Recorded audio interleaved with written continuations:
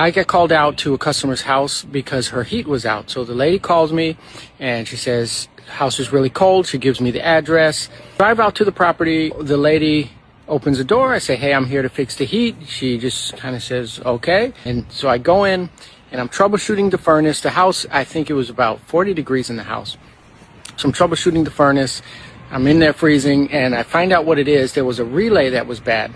So in order to make sure that I was right, I got the relay from my truck, go in, and I swapped the relay out just to test it to make sure that if the unit runs, that nothing else is going to be wrong. So swap the relay out, run the furnace, it's heating the house, it's doing really well, everything else in the unit was fine.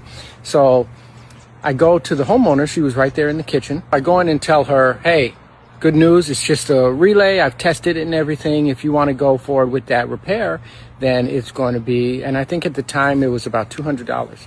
And she said, okay, well, are you going to call my daughter and get the approval? And I said, oh, okay, is your daughter the one that called? And she said, yes. So I said, oh, okay. So, because I initially thought it was the lady that called me. So I called the number to the person that called and I said, hey, ma'am, I'm here with your mother. And good news, it's only the relay and blah, blah, blah. And she says, no one is here at my house. And I said, what do you mean no one's at your house?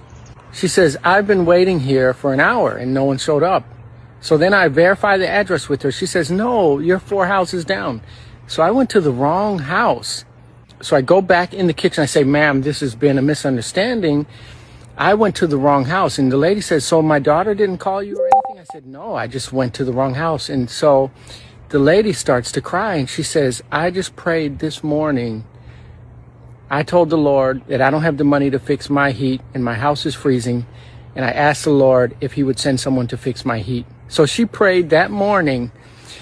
I got confused, went to the wrong house, changed the relay. It was already on there. And I realized that I was an answer to prayer and I'm not going to argue with that. So I said, ma'am, it's on the house. It's completely free.